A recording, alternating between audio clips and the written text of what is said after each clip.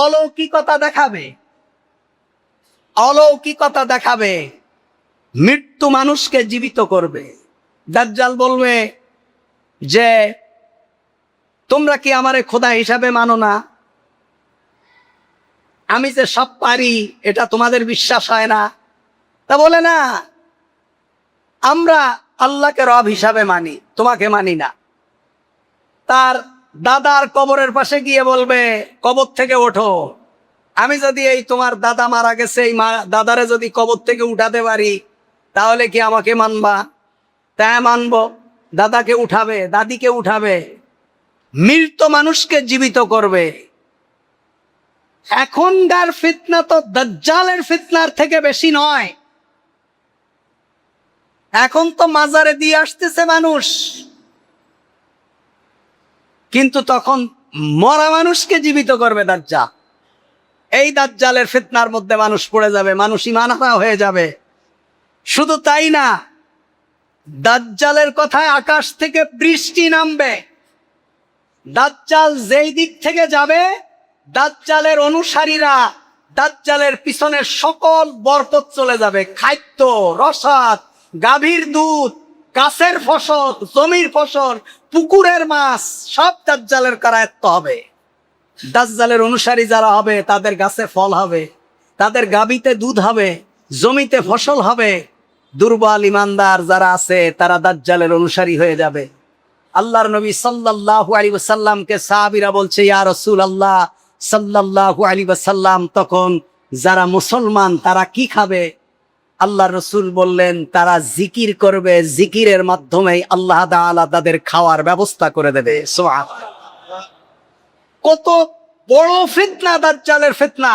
মুহাম্মাদুর রাসূলুল্লাহ বলছেন, মা বাইনা খালকি আদম ইলা কিয়ামিস সাআতি খালকি আকবারি মিনাদ দাজ্জাল। মুসলিম শরীফের হাদিস।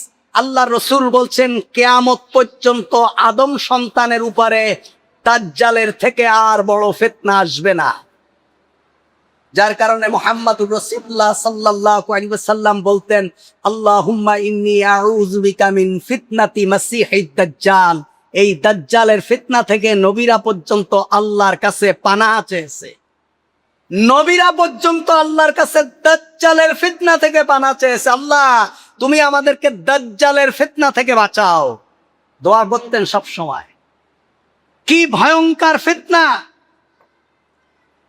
যে দাজ্জালের সাথে সব বরকত চলে যাবে। আল্লাহ রসুল বলছেন, মুসলিমের হাদিস, আল্লাহ রসুল বলছেন, জান্নাত এবং জাহান্নামের সাদৃশ্য জিনিস দাজ্জালের কাছে থাকবে। যারা দাজ্জালের অনুসারী হবে, দাজ্জাল তাদেরকে জান্নাত দিবেন, কিন্তু সেই জান্নাত হবে জাহান্নাম। আর দাজ্জালের যারা অনুসারী হবে না, তাদেরকে দাজ্জালের জাহান্নাম দেবেন, সেটা হবে আল্লাহ তাআলার জান্নাত। এই যে কঠিন এবং ভয়ঙ্কর ফিতনা, মানুষ দাজ্জালের পিছনে ছুটবে।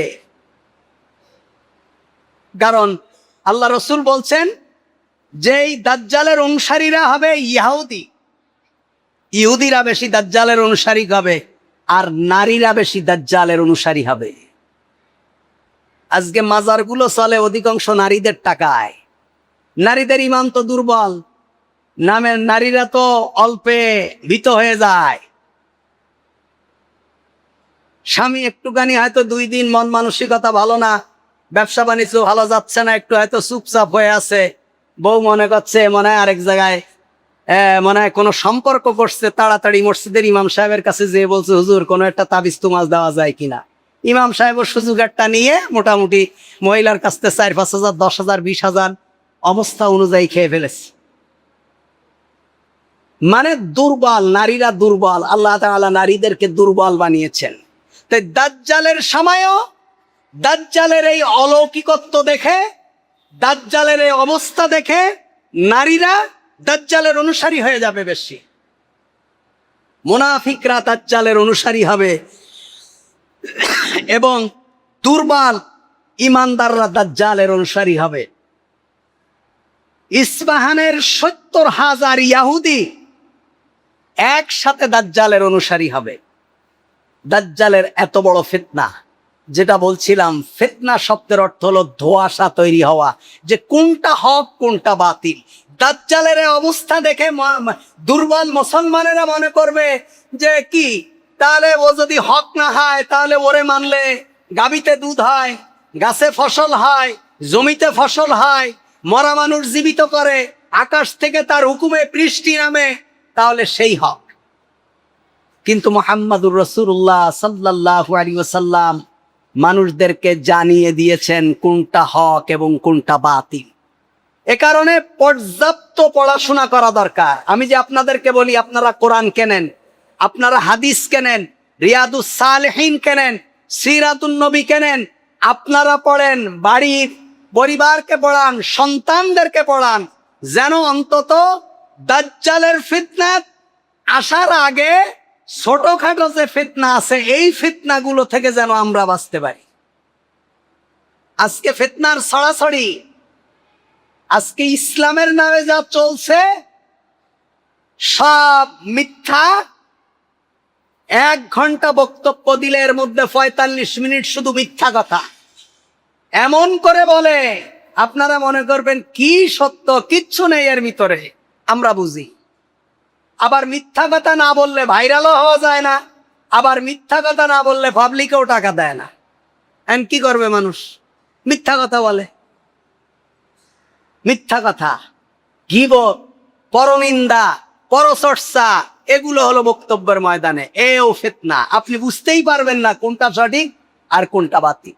আপনি দেখছেন মুহাম্মাদুর রাসূলুল্লাহ সাল্লাল্লাহু আলাইহি ওয়াসাল্লাম বলেছেন, আপনার এটার থেকে ভালো লাগবে ওই খাজা বাবা বলেছে, আমাদের পীর সাহেব হুজুর বলেছে, অমুক মুরব্বি বলেছে, এটা আপনার কাছে ভালো লাগবে। আপনার বাসায় কোরআনের তাফসির আছে, আপনি জীবনে কোনোদিন কোরআন খুলে দেখেননি, আপনি মকসুদুল মুমিনিন পড়ছেন, আর ওই একদম সারা বই মিথ্যা কথায় ভরা, যেগুলোর সাথে কোরআন হাদিসের কোনো সম্পর্ক নেই, সেটা আপনি পড়ছেন আর সুমা দিচ্ছেন। অথচ আল্লাহর কোরআন আছে, আপনি পড়েনও না, সুমাও দেন না। এগুলো হলো ফিতনা।